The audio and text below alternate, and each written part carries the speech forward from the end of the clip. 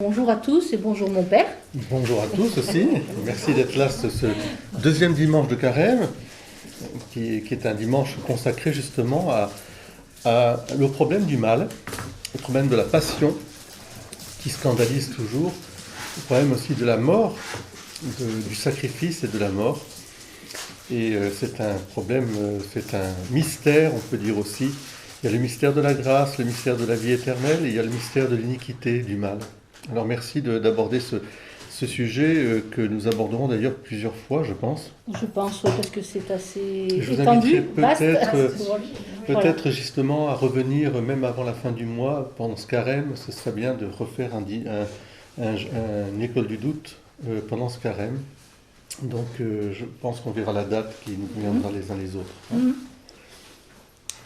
Voilà, donc le mal, c'est une question qui éloigne beaucoup les gens de Dieu, parce qu'il y a un mystère qui les touche, qui les brasse, qui est difficile. Et donc aujourd'hui, on va essayer déjà d'aborder le mal dans son sens général. Hein. Et mon père, qu'appelle-t-on mystère du mal? Justement, je voudrais rebondir un peu là-dessus aussi, c'est que s'il y a une pierre d'achoppement par rapport aujourd'hui, dans le monde moderne, par rapport à l'idée de Dieu, dans ce monde occidental surtout, c'est bien le problème du mal, de la souffrance en général et du mal. Si Dieu existait, il n'y aurait pas le mal. Voilà ce que l'on nous dit toujours. Et comme le mal est considéré comme, c'est-à-dire la souffrance et la mort, comme le mal absolu, il y a aussi quelque chose qui est une interrogation, une douleur, quelque chose qui n'a pas de réponse.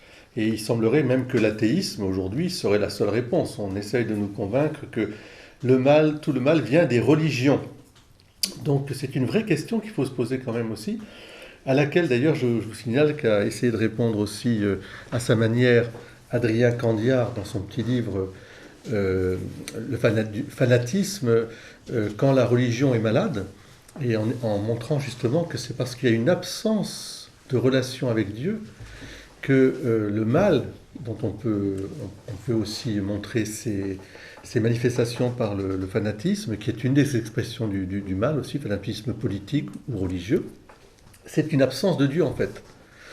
Loin d'être une présence de Dieu, c'est au fond une absence de Dieu. Donc ce n'est pas la religion elle-même qui est en cause, c'est une fausse conception évidemment de la religion. Mais il reste néanmoins que ce mystère, c'est un mystère d'iniquité, puisque nous avons à essayer de comprendre d'où vient le mal, d'où est son origine, et puis quel a été finalement, au fond, mieux comprendre aussi les ravages de ce mal, parce qu'il faut aussi discerner ou distinguer les différentes sortes de maux, et puis quelle est la réponse finalement biblique, c'est-à-dire qu'est-ce que la révélation de Dieu lui-même sur ce mystère d'iniquité, quelle est cette révélation qui est à la fois aussi un mystère qui appelle le mystère d'un amour plus grand.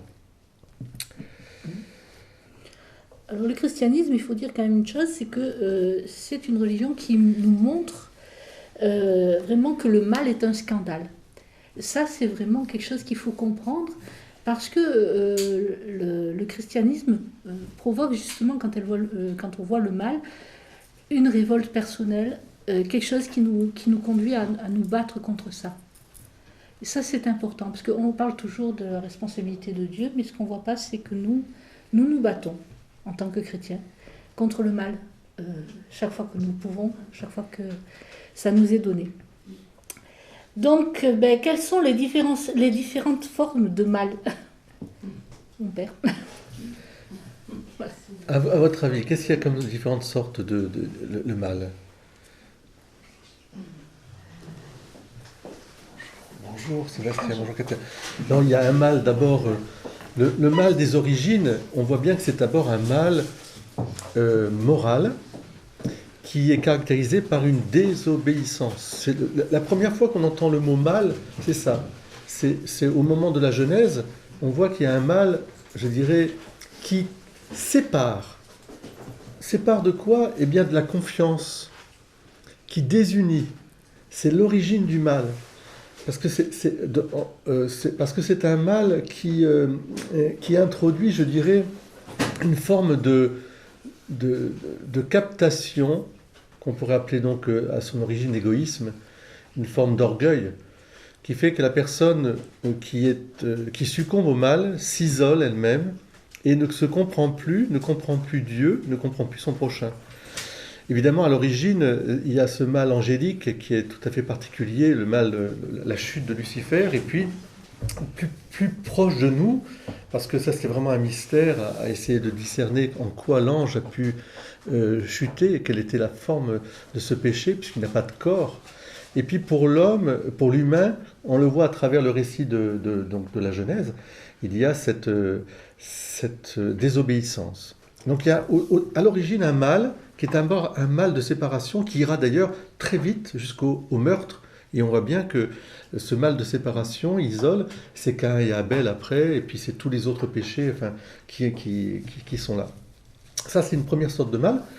Et puis, lié à ce mal, et ça c'est très important de le dire, à l'origine c'est d'abord un mal qui touche le cœur, à la fois l'esprit des anges et le cœur des hommes, ceux qui succombent au mal. Alors il y a les démons, puis ensuite il y a les humains, qui va toucher aussi en ricochet la nature.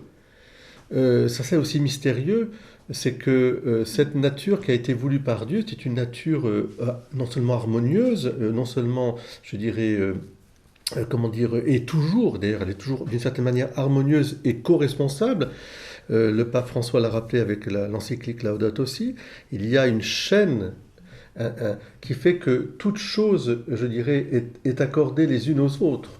Et du plus petit atome jusqu'au plus grand des planètes, etc. Enfin, il y a un équilibre qui se trouve, mais pour autant, nous voyons bien que dans la nature aussi, il y a un mal qui est là, parce qu'il y a des ratés, comme on dit.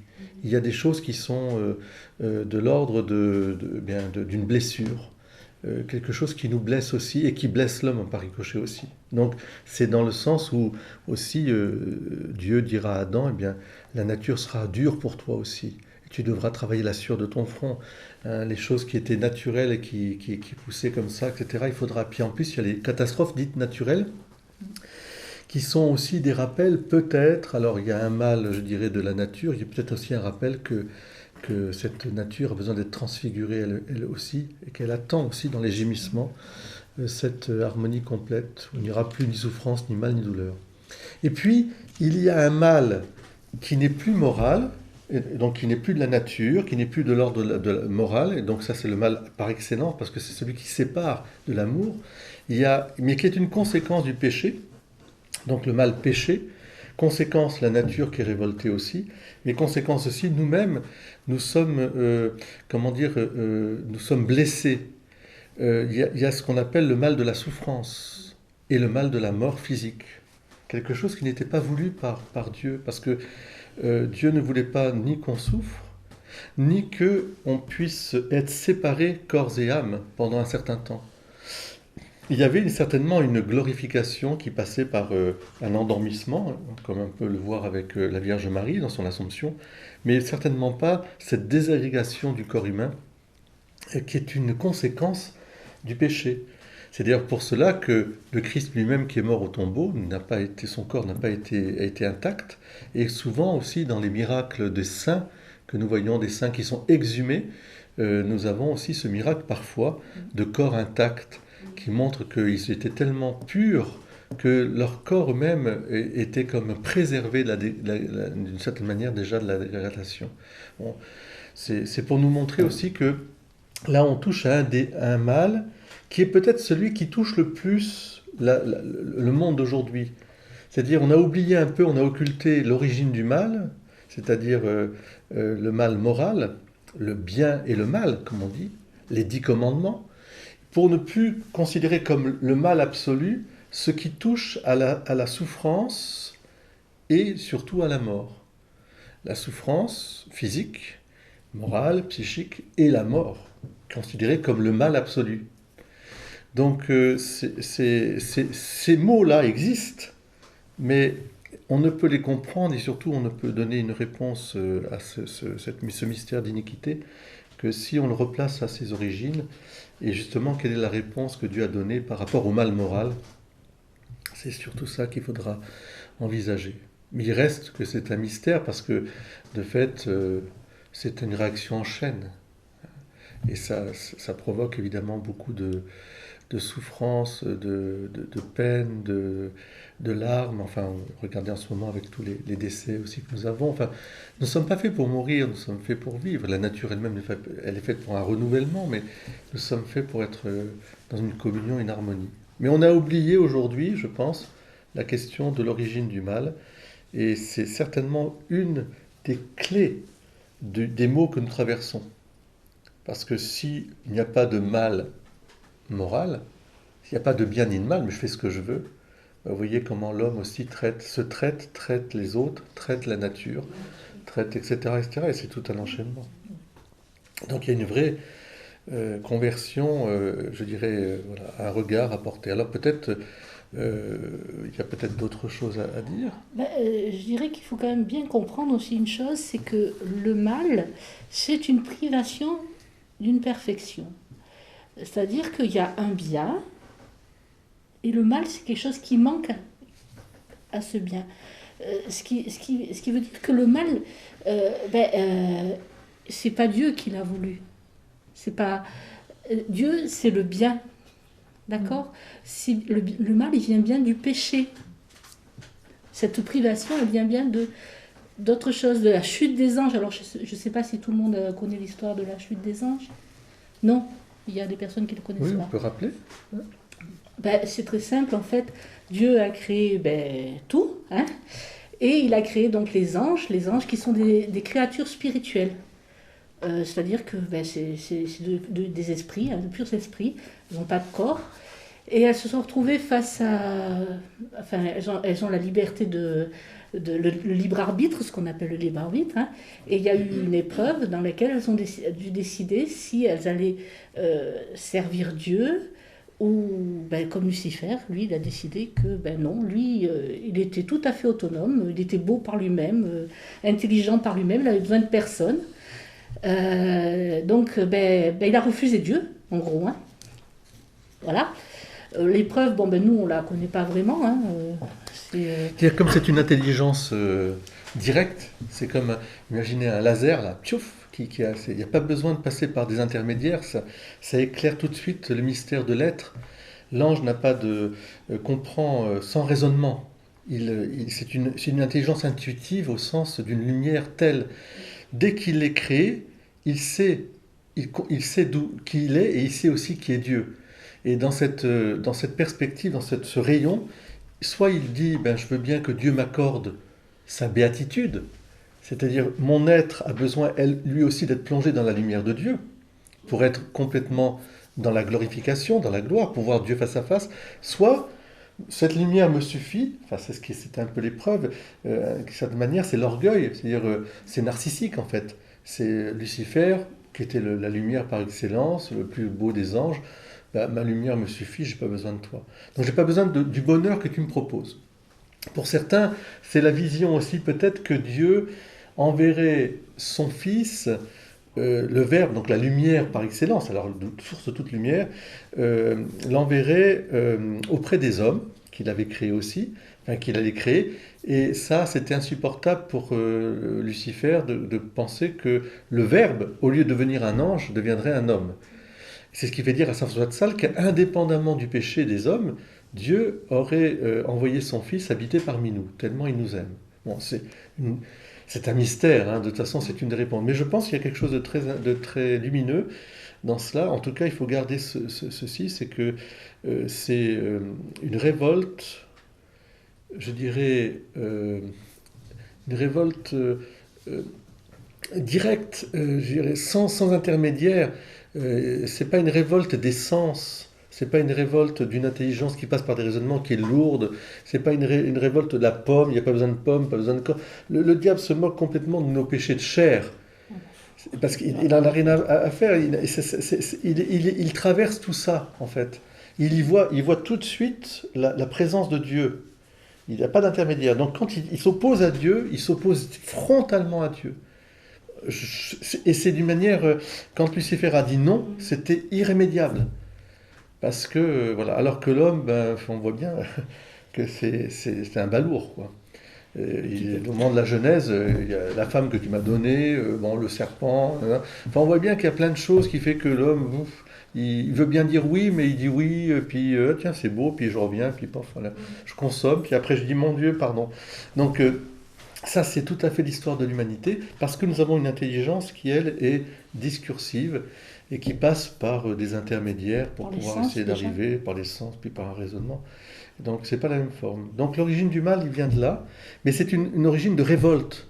Mais d'une révolte, au fond, orgueilleuse, c'est-à-dire d'une autodétermination de soi par soi-même, quoi. Pas besoin de toi. C'est pour ça que c'est terrible, dans la société dans laquelle on vit, de plonger l'Occident, je pense à l'Occident, dans un individualisme. Parce que ça donne l'impression, avec la technologie, qu'on a besoin de personne. Pas besoin des grands-parents, des parents, etc. Bientôt pas besoin d'enfants ou d'adultes, parce qu'on aura des machines, etc.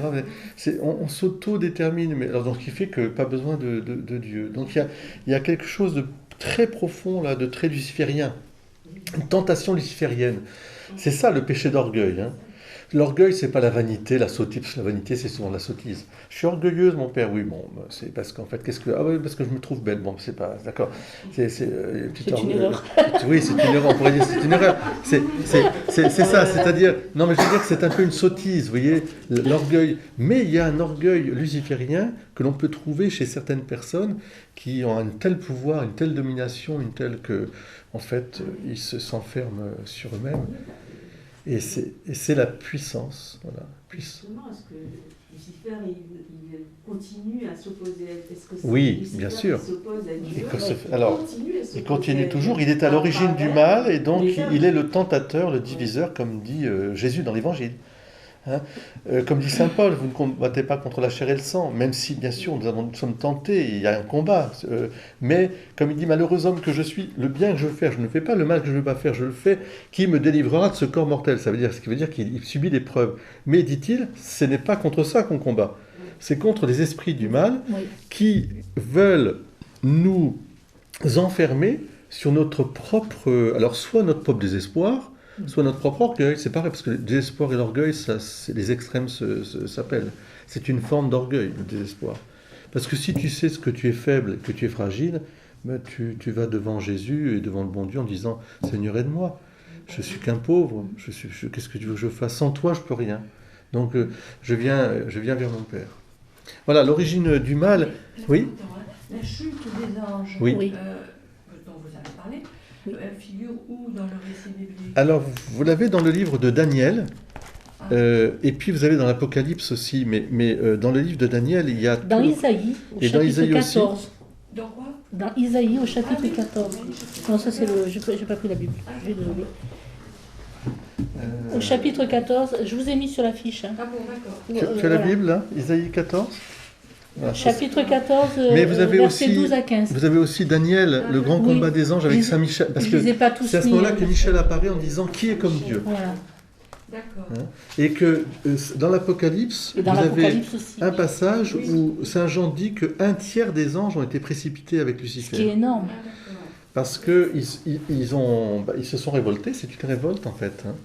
Et donc, c'est tout à fait étonnant. Bon, les anges ont toujours existé, ça, il n'y a aucun souci dans toutes les religions, toutes les cultures, les esprits intermédiaires, entre guillemets. Mais dans le récit de la Genèse, là, le récit de la création, il n'est pas question d'ange. Alors, il est question de Lucifer. De Lucifer. Oui, au moment de la tentation. Ah oui. Le serpent. Le serpent. Voilà. Le tentateur. En fait, il vient juste après la chute des anges, puisqu'après, il a été précipité. C'est très étonnant d'ailleurs, parce que vous avez le récit de Job aussi, qui est un récit imaginaire, bien sûr, mais quand même, où le Satan vient, il vient dans la cour, à la cour de Dieu, enfin, entre guillemets, il interpelle Dieu en disant « Oui, je vois bien que ton serviteur, il a tout, c'est pour ça qu'il est ton serviteur, enlève-lui tout ça, et on verra bien. » Voilà, et Dieu... C'est le sujet de l'épreuve. Voilà, donc le mystère du mal. Effectivement, il faut relire ce passage de Daniel, d'Isaïe et aussi de l'Apocalypse. Satan qui veut dire l'adversaire, le diviseur. Enfin bon, voilà. que Jésus appellera le Zidzania, c'est-à-dire celui qui aussi sur la terre divise. Met les divisions. Voilà. Et donc c'est important de bien se rappeler que Dieu a voulu un monde qui était bon. Je veux dire. C'est vraiment la révolte de Lucifer qui démarre le mal, c'est son libre arbitre à lui qui a créé cette situation. C'est pas Dieu qui a voulu ça. Non. Alors c'est vrai que la question qui se pose toujours, c'est pourquoi Dieu nous a laissés libres. Exactement. Mais si on comprend ce que ça veut dire être libre, ça veut dire, au fond, exercer des choix pour faire le bien. La liberté est un bien, est un bonheur, puisque nous ne sommes pas des automates. Si nous étions des automates, nous serions des machines, si vous voulez. Et ça, ce serait quand même terrible. Alors que là, justement, nous ne sommes pas des machines, nous ne sommes pas des automates, mais nous sommes libres. Et cette liberté, nous devons la considérer comme quelque chose, un bien. Or, aujourd'hui, évidemment, face un peu à la liberté de choisir contre le bien et le mal, non, ça c'est pas... Dieu voulait que librement, face à sa proposition, nous puissions dire, oui Seigneur, je veux faire le bien, je veux vivre le bien. Et il y avait un oui à faire, mais je pouvais très bien dire non. Comme Marie, face à l'Annonciation, elle pouvait très bien dire oui, je viens, ou alors non, je ne viens pas. Donc, donc la liberté, en fait, n'est pas la cause du mal. C'est pas parce que nous sommes libres que nous sommes... parce que sinon, effectivement, il faut dire, Seigneur, surtout enlève-moi ma liberté. Non, la liberté, elle est là pour, au contraire, nous permettre de faire le bien. C'est une capacité, je dirais, qui nous rend plus proches de Dieu, qui, lui, librement, ça veut dire gratuitement, a donné tout ce qu'il avait pour que nous soyons heureux. Il n'en avait pas besoin, mais il l'a fait. Est-ce qu'il a fait du mal? Non, il a toujours fait du bien, et il continue toujours à faire du bien. Donc Dieu n'est jamais l'auteur du mal, jamais, jamais, jamais, jamais. Il aurait pu nous créer tel que spontanément nous choisissions le bien. Alors qu'est-ce que ça veut dire? Alors justement, qu'est-ce que c'est que cet automatisme? C'était inclus dans notre Alors, nature de choisir le bien. oui, c'est-à-dire qu'il aurait pu faire en sorte qu'il n'y ait pas de choix, d'une certaine manière. Mais c'est pas ce qu'il a voulu, et je crois que parce que l'amour, vous le comprenez très bien, vous qui êtes parents, grands-parents, etc., enfin, qui avez grandi aussi, vous comprenez que l'amour se prouve par la qualité du don que l'on fait, par le prix du don qu'on fait. C'est-à-dire que tant que j'aime pour des choses qui sont extérieures à moi, c'est de l'amour facile, je veux dire, je peux. Mais si je m'engage moi, il y a vraiment un sacrifice à faire, il y a un don de soi à faire. Et c'est là ce que Dieu voulait, parce que Dieu, c'est ce qu'il fait. Il ne se contente pas simplement de faire une pichenette et d'envoyer le monde comme ça, gratuite, parce qu'il est tout-puissant. Il est dans ce monde, il vit avec ce monde. Il se donne corps et âme, on peut dire, comme se dire corps et âme. Les parents, vous comprenez très bien que c'est là que se trouve l'amour. Or, dans ce don que vous faites, il y a toujours l'épreuve du bien et du mal. Parce qu'il y a un moment où le bien l'emporte. Enfin, c'est parce que je t'aime que j'accepte telle souffrance, telle contradiction. C'est parce que je t'aime. Sinon, je ne le ferai pas. Et c'est beaucoup plus méritoire que si il n'y avait absolument aucune difficulté. Vous voyez ? Donc, il n'y aurait pas de liberté. Et alors voilà, moi je crois que c'est très important au contraire si on vous impose d'aimer notre liberté. Voilà, si on vous impose quelqu'un à aimer, il n'y a pas de liberté, il n'y a pas de choix, il n'y a pas de sincérité. Alors en revanche, qu'on puisse demander au Seigneur de nous préserver de tout mal, oui. C'est-à-dire que sa grâce vienne nous porter pour que nous ayons assez de force pour résister. Parce que c'est la faiblesse, notre faiblesse, on voit très bien. Le matin, je me lève en disant ça va être formidable, une belle journée. Et puis à peine j'ai mis le pied par terre, peut-être à peine je suis descendu à la cuisine pour le petit déjeuner, que je commence déjà à avoir voilà, telle parole, telle, etc., telle attitude, telle pensée qui vient à mon cœur. Et je me dis pourquoi, alors que je voudrais m'orienter, pourquoi il y a ça? Ça veut dire qu'il y a un poids, lié d'ailleurs à cette chute originelle. Il y a un poids. Et un poids, c'est la pesanteur, et puis la grâce. Et le Seigneur, viens à mon aide, aide-moi, voilà, c'est ça. Le cheminement, c'est un début avec une fin qui est la perfection finale, s'élever petit à petit. Oui, parce qu'on voit bien dans le récit de la Genèse, Dieu a créé l'homme dans une béatitude, on pourrait dire adamique, c'est-à-dire qu'ils ne voyaient pas Dieu, mais ils étaient dans un amour. Il n'y avait que de l'amour. C'est-à-dire que le don de même pour les autres, puis dans la création, tout ça. Mais pour autant, ils avaient à faire des choix. Et Dieu leur avait dit, bon, vous pouvez venir dans ce jardin, c'est vous, etc. Mais ne touchez pas à l'arbre de la connaissance du bien et du mal. Ils n'avaient qu'un C'est seul tout. ordre. Hein. Oui, seul. enfin, c'est comme ça que c'est C'est exprimé. tout, ouais. Mais on voit bien que Même eux, ça leur suffisait. dans l'arbre de la connaissance C'était déjà du bien et du mal se joue la question de la liberté. Est-ce que ma liberté, ça consiste, hélas nous le savons tous, il y a c'est nos actes manqués, c'est ce qu'on aurait dû voir et qu'on n'a pas vu, ce qu'on n'aurait pas dû voir et qu'on a vu, ce qu'on aurait dû entendre, enfin, c'est toujours pareil, c'est je fais ce que je veux à un moment. Je veux ça, pour des raisons qui sont liées, je dirais, à la faiblesse aussi de l'homme. Au lieu de s'appuyer sur Dieu, dire, bon, dans l'obéissance, je me libère. Voilà, Adam et Ève, à un moment, se sont promenés. Bon, ben, l'arbre était beau, c'est vrai, il était beau. Il y avait un attrait. Et l'attrait, qui pouvait en rester là, c'est une tentation, est devenu une captation. Donc, de l'attrait, elle vit que le fruit était beau, et le prenant, elle le cueillit. Voilà, parce que c'est une épreuve, entre guillemets, c'est-à-dire que c'est pas le fait que ce soit un beau fruit, c'est le fait que tout à coup, elle le veuille pour elle. Et c'est là Elle se l'approprie. Elle se l'approprie, elle succombe. Ne pas oublier quand même Satan qui est en train de ramper. Au fond, dans tout péché, il y a une appropriation de nous-mêmes. C'est-à-dire qu'à un moment, je tire la lumière, je vois très bien qu'à la fois c'est bon, mais c'est peut-être pas bien le moment. Par exemple, le gâteau au chocolat qui est là, bon, il est dans le frigidaire, c'est pour ce soir. Mais enfin, bon, j'ouvre le frigidaire, je le vois. Non, bon, allez, je coupe un petit morceau, clac, je tire le rideau, je sais que c'était pour ce soir, mais j'en prends un morceau. Et après, maman arrive en disant, qu'est-ce qui a mangé le gâteau au chocolat, qui a pris une part, c'était pour ce soir. Tu le savais, c'est pas bien. Oui, mais bon, j'avais faim. Donc, c'est ça. Et ça commence comme ça, puis après, ça prend des proportions. Ah bah, c'est tout le péché des hommes. Évidemment, il y a les péchés, ce que j'appellerais moi aussi les péchés de faiblesse, qui sont liés à la nature humaine, blessée. Donc, et les péchés d'orgueil, qui sont des péchés liés à la domination, à l'esprit de domination. Alors, les uns peuvent conduire aux autres. Il ne faut pas dire qu'il y a des petits péchés, des gros péchés. Enfin, bien sûr qu'il y a des péchés véniels, des péchés mortels. Mais il y a, si vous voulez, des péchés capitaux. On les appelle capitaux parce qu'ils conduisent à d'autres, à une multitude c'est des racines. Mais il y a des péchés graves. Enfin, le péché grave, c'est le péché d'orgueil. C'est celui-là qui est la dureté du cœur, l'esprit de domination, le refus de Dieu, le refus de Dieu, obstiné de Dieu. Après, le reste, si Dieu est venu nous sauver, c'est parce que justement, il sauvait les pécheurs. Je suis venu pour les pécheurs, non pas pour les justes. Donc, arrière jusqu'à un pauvre pécheur. Que celui qui est debout prenne garde de ne pas s'enorgueillir parce qu'il pourrait tomber comme l'autre. Voilà. Ne juge pas ton prochain. Voilà. Il y a plein de choses comme ça qui sont liées à ça. Mystère du mal. L'arbre, le fameux arbre interdit.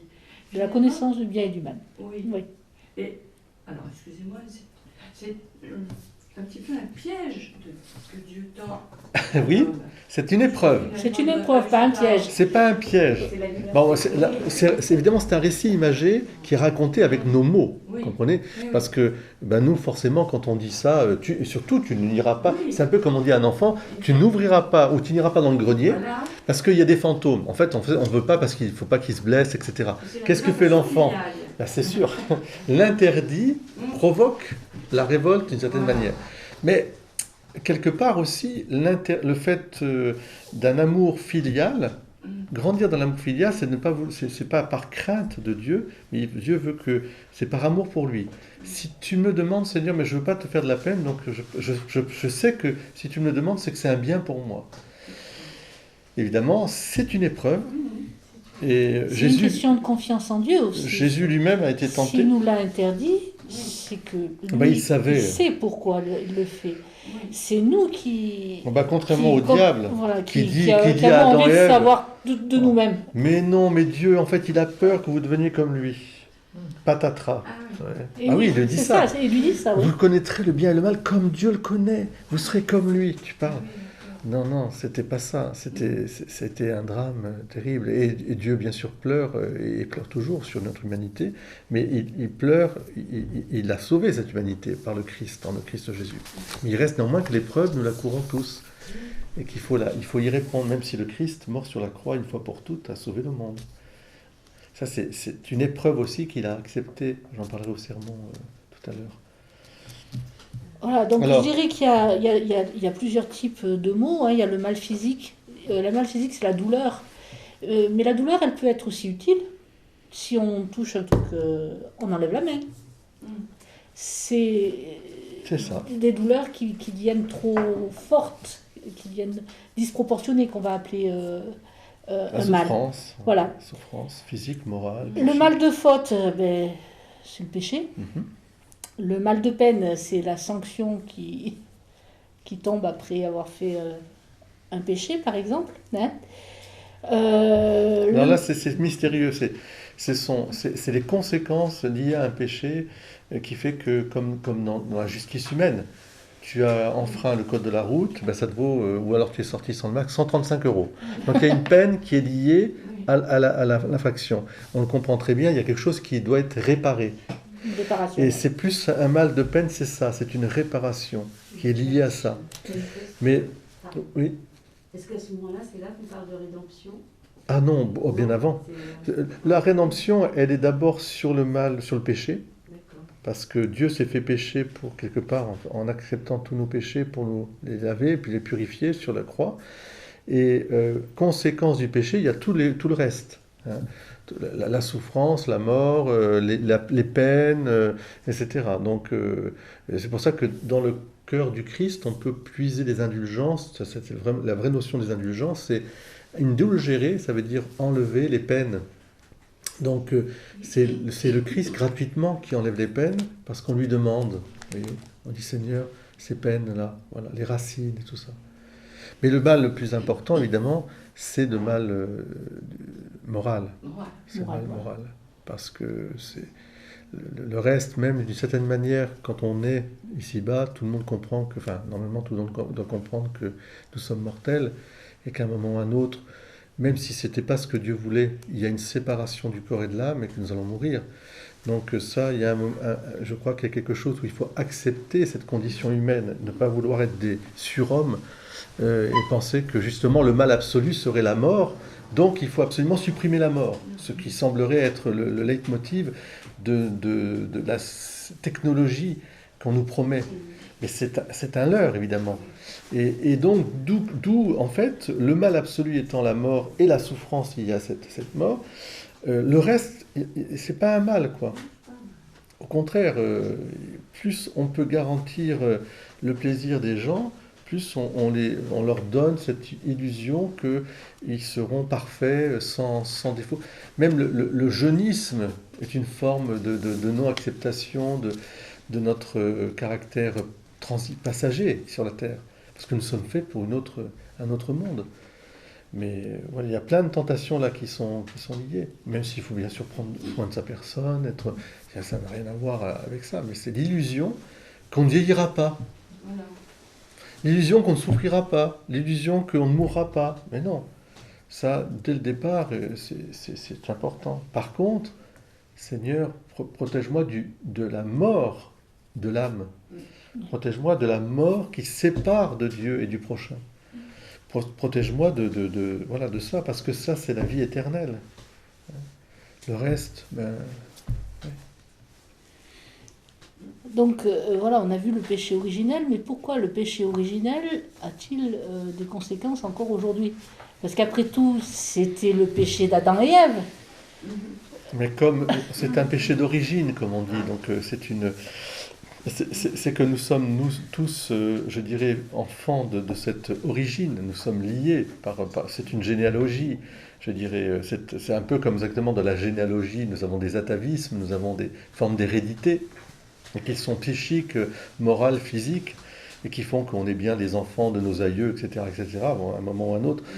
Eh bien, on est de première cordée. Alors, c'est un mal qui est rentré dans le monde, et qui a blessé ce monde. Pour autant, le dernier mot n'est pas ce mal. C'est ça qui est quand même important, même si effectivement, dès qu'il y a génération, dès qu'un enfant naît, il naît, sauf la Vierge Marie qui a été préservée en vue des mérites du Christ, il naît avec le péché originel, comme on dit. C'est pas un péché, comment dire, personnel. C'est un péché communautaire. Nous sommes des enfants d'Adam et Ève. Mais dans le Christ Jésus, nouvel Adam et nouvelle Ève avec Marie, nous, par la grâce, justement, nous sommes purifiés de ce péché d'origine et nous apprenons justement avec la grâce à combattre généreusement. C'est l'origine du baptême. Le baptême dans l'eau et l'esprit nous ramène à l'esprit, c'est-à-dire à la filiation divine, et nous permet justement de supprimer cette révolte d'origine, mais qui explique en nous pourquoi c'est si difficile. Il y a un combat, il y a quelque chose qui tourne pas rond en fait. C'est un peu à tout résumé, encore une fois. Le mal que je voudrais pas faire, je le fais. Le bien que je voudrais faire, je ne le fais pas. Mais pourquoi c'est si difficile alors que nous savons que c'est le bonheur, c'est la paix. C'est la même question qu'on peut se poser d'un point de vue sociétal, d'un point de vue mondial. Pourquoi les guerres? Pourquoi les gens vont encore faire des guerres? Mais à quoi ça sert la guerre? Ça ne fait que détruire. Mais une personne, vous la prenez comme ça en one-to-one, elle vous dit, mais non, mais pas la guerre. Bien sûr, on est fait pour la paix. Mais qu'est-ce qui fait qu'il y a encore des guerres aujourd'hui? Et il y en avait avant, il y en aura après. Hein. Il y a toujours. Puis malheureusement, parfois des guerres mondiales, bon, espérons. Mais qu'il n'y en aura pas. Alors, oui, mais qu'est-ce qui fait que cette volonté de puissance de certains entraîne? Parce qu'en fait, vous auriez un enfant dans votre famille qui serait révolté, qui voudrait écraser les autres. Stop! Ça suffit. Et puis même, vous le contraindriez d'une certaine manière en disant non. Même quitte à se séparer en disant va sur ton île et puis on verra après, mais je ne veux pas. Tandis que là, on a une espèce d'enchaînement qui montre que derrière le mal des hommes, il y a quand même le diable aussi, qui attise. Parce qu'il y a des mots qui dépassent l'homme. C'est pas possible que l'homme fasse ça à l'homme, quoi. C'est inflige ses souffrances, ses viols, ses violences, ses harcèlements, ses meurtres. Regardez, aujourd'hui, on parle de meurtres d'enfants, d'ados. Ils se tuent entre eux dans des rixes où ils ne savent même pas, ils ne savent même plus la valeur de la vie. Ils donnent des coups de couteau, il y en a tous les jours, pratiquement on vous dit ça.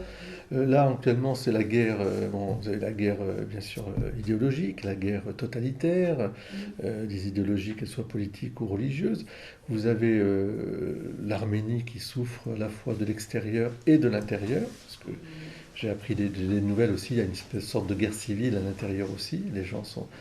C'est triste, et c'est l'histoire de ce monde blessé. Et alors, qu'est-ce qu'a fait le Christ en fait? Parce que c'est vrai que c'est la même question qu'au départ. Pourquoi il continue? Pourquoi il y a encore ça? Pourquoi est-ce que s'il a vraiment vaincu la mort et le péché, pourquoi tout à coup on n'est plus...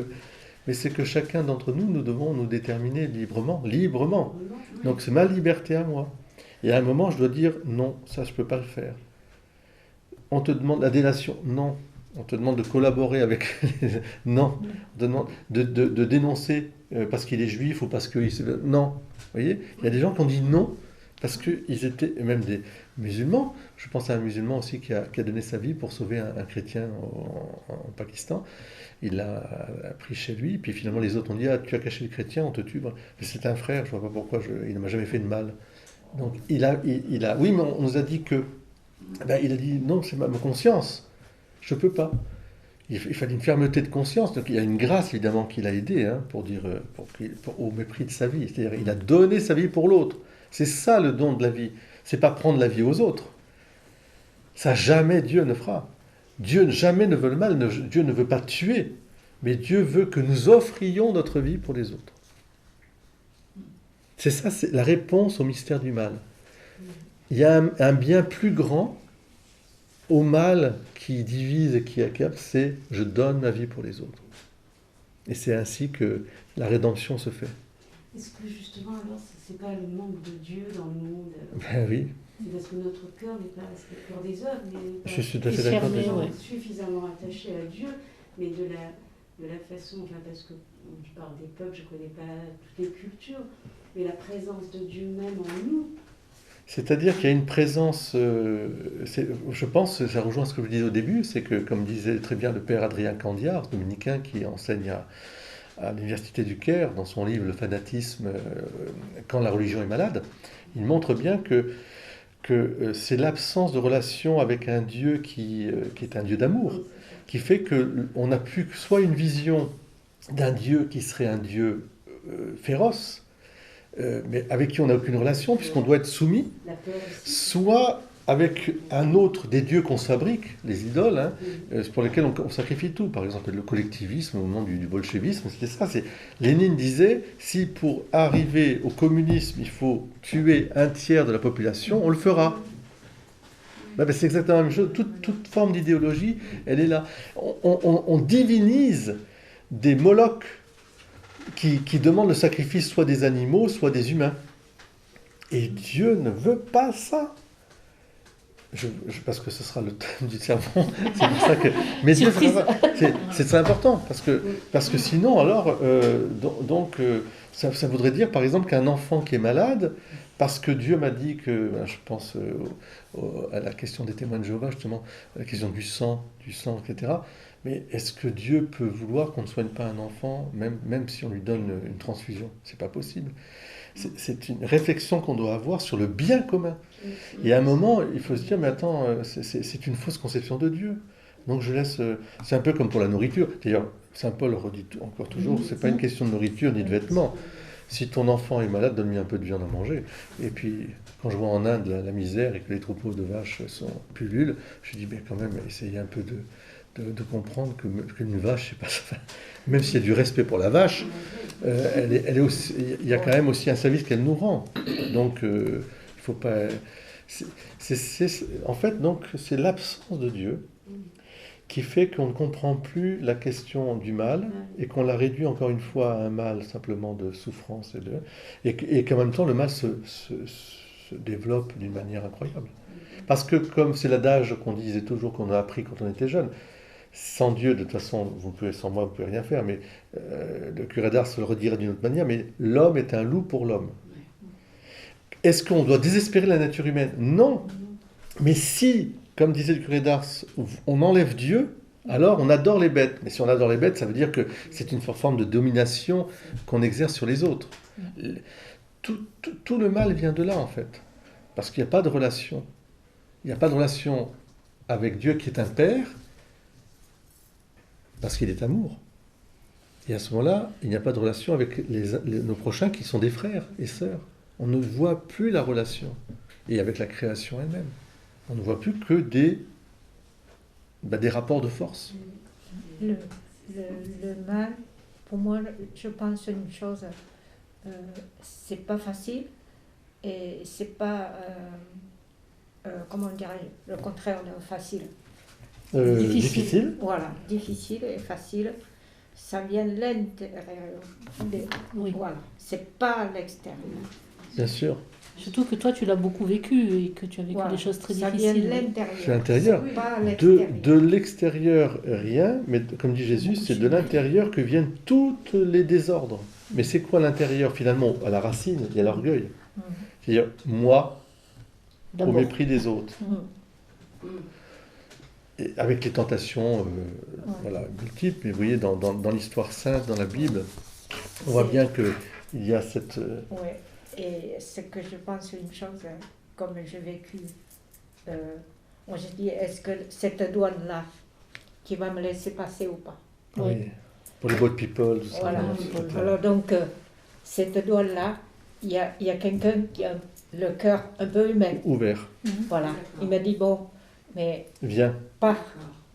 Peut-être vous aurez la chance. Je vous souhaite une bonne chance. Voilà. Mais quand tu es arrivé là-bas, il y en a un qui. Qui a dit non. Oui.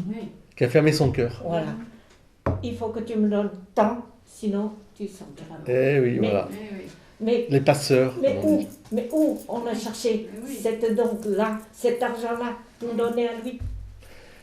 Parce qu'il considérait qu'il avait un pouvoir Voilà. sur vous. Voilà. Je fais ce que je veux. Oui, Si d'accord. tu passes ça, tu ne Je- passeras pas. Vous vous rendez compte de la caricature de Dieu? Je suis maître de toi. Mais Dieu jamais n'a dit je suis maître de toi. Voilà. Au contraire, à chaque fois, il nous dit Ouais. viens, viens. Il dit viens, je t'appelle, je t'invite. Mais je t'invite librement, c'est-à-dire je t'aime, viens. Mais je ne t'impose pas. Ouais. Je suis pas... Alors qu'il est le Tout-Puissant, mais c'est une puissance d'amour. Et je vais terminer.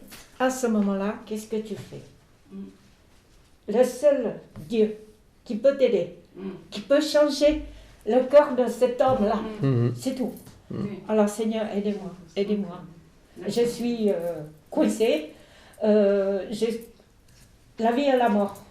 S'il me laisse passer, Dieu merci. D'accord. Voilà. Mais s'il ne me laissait pas passer, qu'est-ce que j'ai fait? Voilà. C'est vrai qu'en priant, c'est pour ça que moi je vous dis souvent, envoyez votre Il y ange a que lui, gardien, il y a que parlez lui. à l'ange gardien Voilà. de l'autre Il y a pour que ouvrir le le bon cœur. Dieu, Il faut tout que les cœurs seul, qui peut C'est ça. donner cet amour-là. Et personne, personne. Et- Pardon. Il y a énormément de gens, pas beaucoup, qui sont athées Oui. et qui, Enfin. et qui font beaucoup de bien. De bien, Ils oui. font le bien. Alors ça c'est autre Et qui chose. vivent le mal. C'est autre chose. Oui, oui, mais c'est autre chose. C'est-à-dire qu'il faut d'abord savoir définir ce que ça veut dire être athée et en quoi ils refusent Dieu. C'est-à-dire c'est quoi l'absence de Dieu pour eux. Ouais. Donc déjà ça, d'abord énormément de gens en France, hein, c'est une particularité très française ou un petit peu européenne, mais très peu. La France est une exception, on a un pays à moitié athée, c'est très rare dans le monde. Mais l'athéisme, c'est-à-dire la privative de Dieu, ça peut être une représentation de Dieu. C'est-à-dire, ils ont raison quelque part de refuser un Dieu qui serait justement un Dieu Moloch, un Dieu qui serait l'idée des religions, vous savez, qui tue. Vous savez, c'est ça aussi qui a fait beaucoup de mal. Hein, donc au nom de la religion, on tue, etc. Donc les gens se disent, mais si c'est ça Dieu, j'en veux pas. Et puis l'émergence de la conscience, et donc de la liberté, justement, qui ramène aux origines, parce que Dieu nous a toujours voulu libre, hein, c'est pas du tout mauvais, mais c'est sûr que cette émergence de la conscience, de la liberté, fait que l'embrigadement, entre guillemets, quel qu'il soit, est assez insupportable à la mentalité moderne, postmoderne.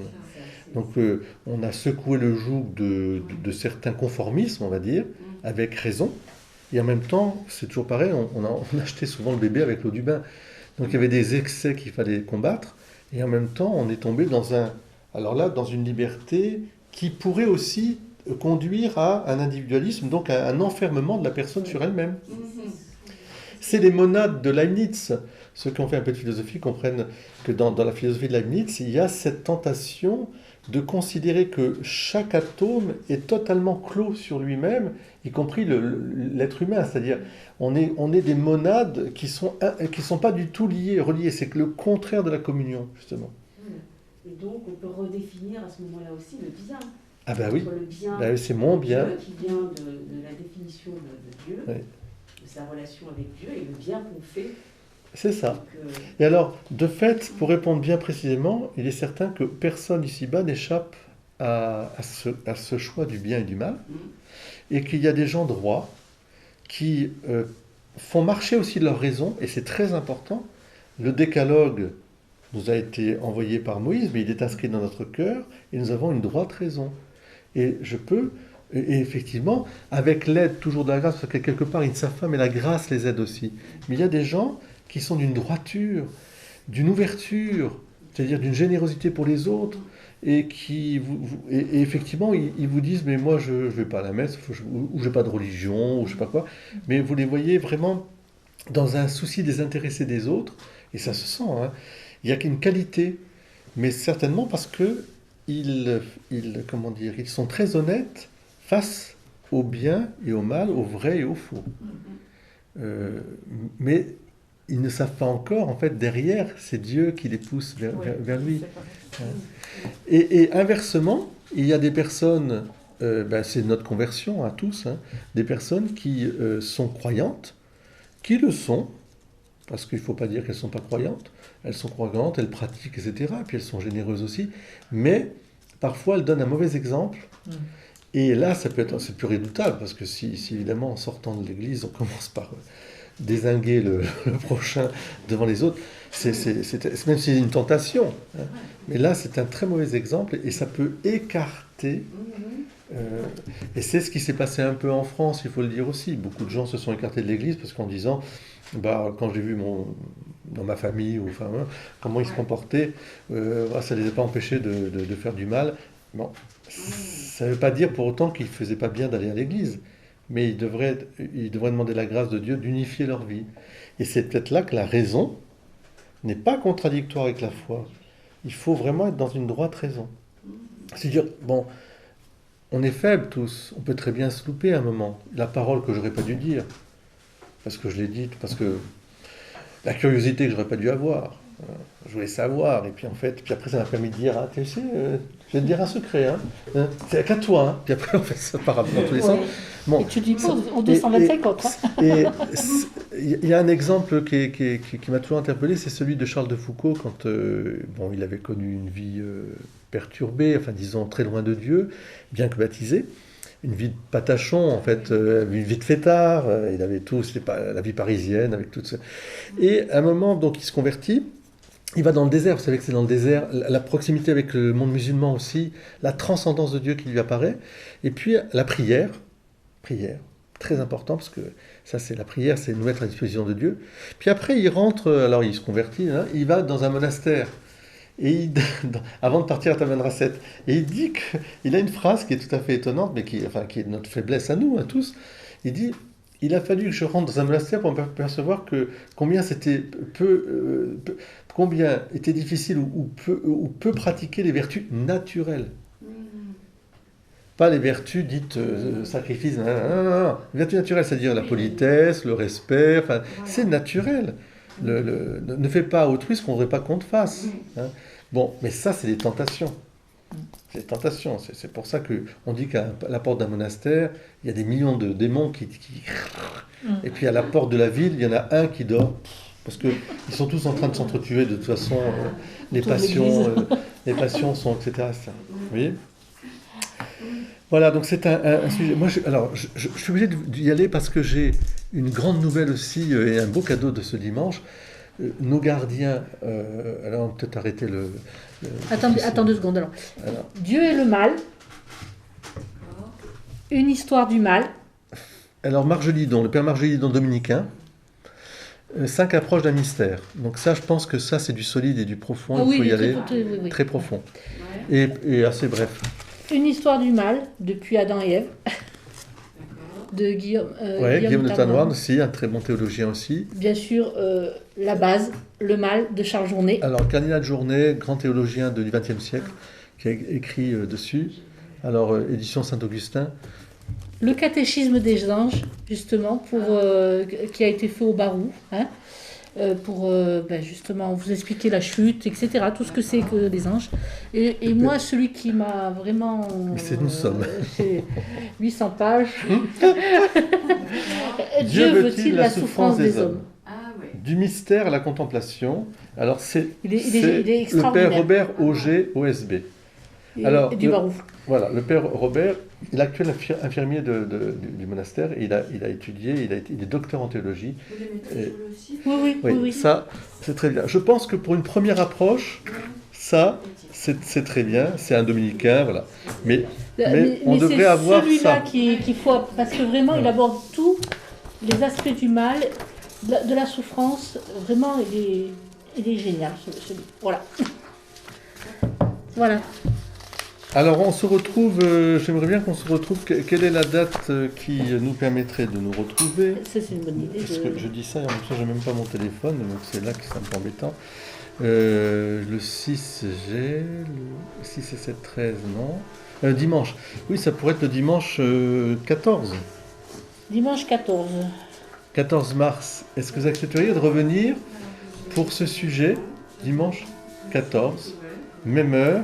Ça fait que dans 15 jours, parce qu'on est en plein dans le mystère du carême, de la montée vers Pâques, et je pense que c'est important de ne pas laisser, parce que sinon ça repousse après Pâques. C'est ça? Oui, ce serait le 15 mars, le prochain. Parce que normalement c'était le 21 mars. Ah, la semaine sainte. Ah oui, alors non, ça va. Alors laissons. On laisse ça au 21. Oui, on laisse ça au 21, ça va. Oui. On aura une deuxième sur ça. Voilà. 21 mars, jour de 21 Saint-Benoît. mars. Voilà. Donc, la grande nouvelle, c'est qu'en fait, nous avons un gardien qui s'appelle